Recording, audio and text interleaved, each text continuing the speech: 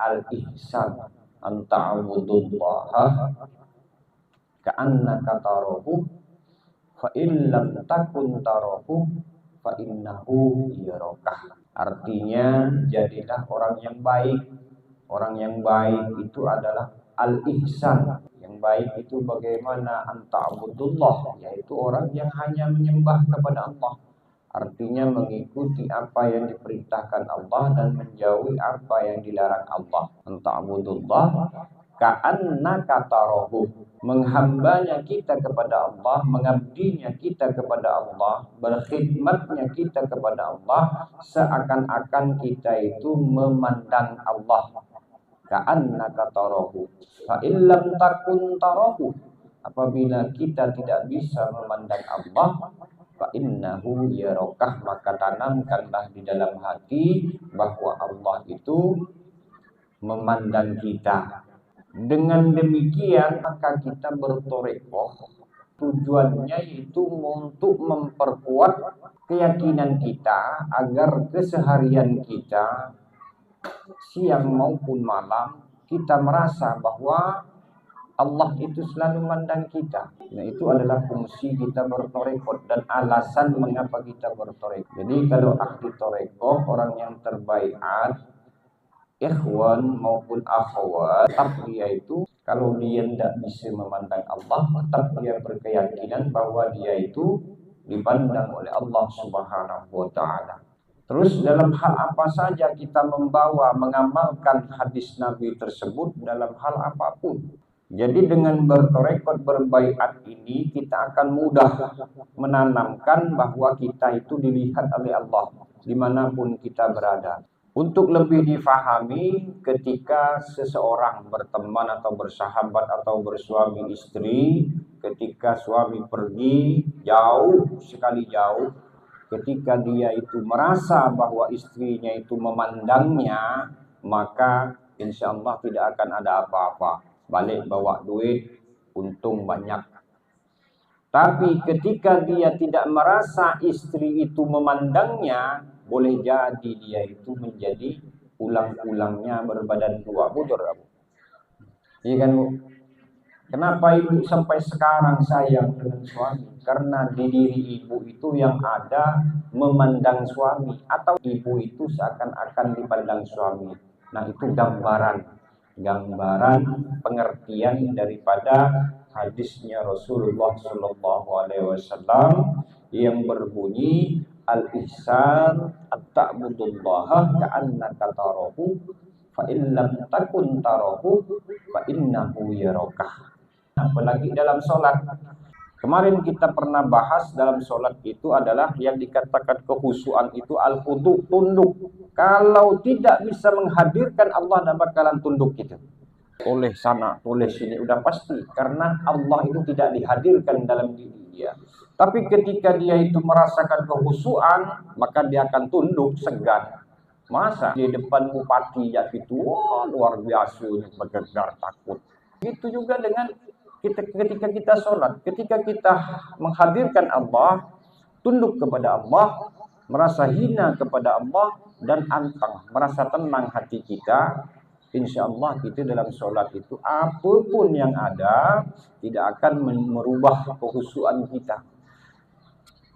Sebagaimana difirmankan oleh Allah Subhanahu wa Ta'ala, qad aflahal mu'minuna alladzina hum fi salatihim khashi'un. Orang yang beruntung itu siapa? Alladzina hum, merekalah orang-orang yang fi salatihim, di dalam salatnya, khashi'una, khusyuk.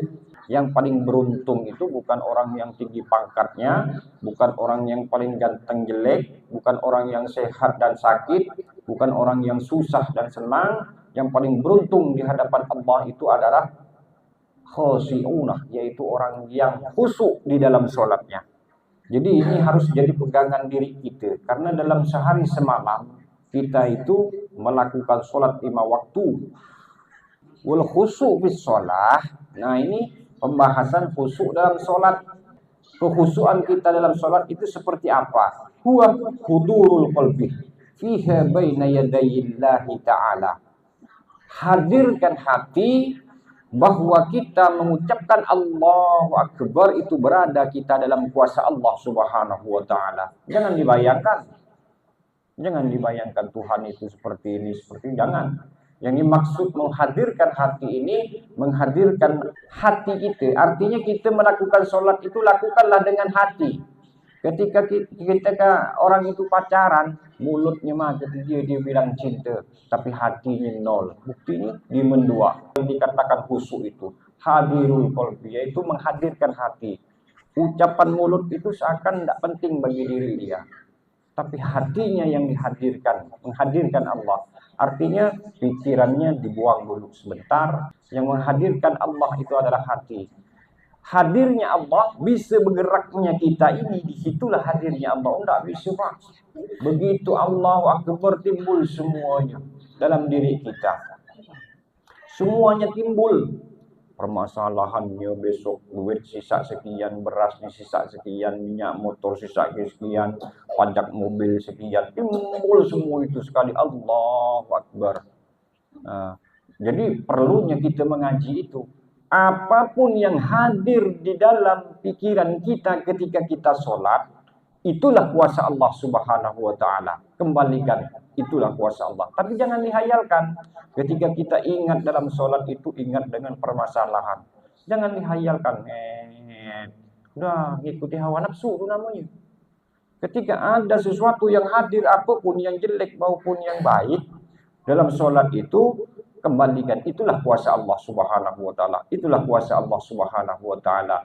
Itulah fungsi atau faedah kita bertorekot. Allahu agar kita itu semuanya dikembalikan kepada Allah, biar tidak galau, tidak stres. Bukan berarti Allah terus yang disebut dalam setiap hari, karena mulut kita ini ada yang ngajar, ada yang di sekolah. Bagaimana kalau menyebut Allah terus? Hati maksudnya. Hudurul qalbi, yaitu menghadirkan hati. Ketika itu kita rasakan, insya Allah hidup tenang. Pasti tenang. Tidak ada yang tidak tenang. Baina yadayillahi mahabbatan lahu wa ijlalan wa khaufan. Kita menghadirkan Allah Subhanahu wa taala tujuannya adalah mahabbatan lahu, karena kita itu merasa cinta kepada Allah. Timbulnya rasa cinta itu caranya bagaimana? Kita berbaiat bertorekot. Itulah tujuannya, agar kita itu bisa merasa cinta kita kepada Allah Subhanahu wa taala. Karena guru mursyid itu yang membuat kita itu merasa cinta, mendorong secara batiniah agar kita itu selalu ingat dengan Allah Subhanahu wa taala. Susah Pak jadi guru mursyid itu. Kemudian tujuannya kita khusyuk kepada Allah. Yang kedua adalah ijlalan, agar kita itu timbul memuliakan Allah Subhanahu wa taala. Terutama perintah-perintah Allah secara singkat. Timbulnya kita memuliakan Allah itu harus bisa menghadirkan Allah, bahwa kehidupan kita itu berada di antara kuasa Allah Subhanahu wa taala. Kemudian yang ketiga, kenapa kita harus dianjurkan khusyuk dalam sholat? Kenapa khusyuk itu dianjurkan, hudurul qalbi, menghadirkan hati? Khaufan min iqabihi, karena dengan khusyuk, dengan menghadirkan Allah tersebut, timbullah rasa takut di dalam hati. Semua orang mengharapkan itu, mengharapkan cinta kepada Allah, mengharapkan mengagungkan Allah, mengharapkan takut kepada Allah, kemudian mengharapkan cinta kepada Allah, dan juga pahala-pahala yang diberikan oleh Allah Subhanahu. Harapan semua manusia itu seperti itu. Tapi kenapa kok tidak bisa? Nah, itu tujuannya kita bertorekot. Coba bertorekot. Gimana? Rasanya ada dorongan tersendiri, dorongan batiniah ke dalam hati kita itu jadi cinta. Apapun yang kita ucapkan dalam segi keagamaan, selagi tidak melanggar syariat, itu akan masuk ke dalam diri kita itu. Sampai-sampai kita itu tidak bisa berkata-kata.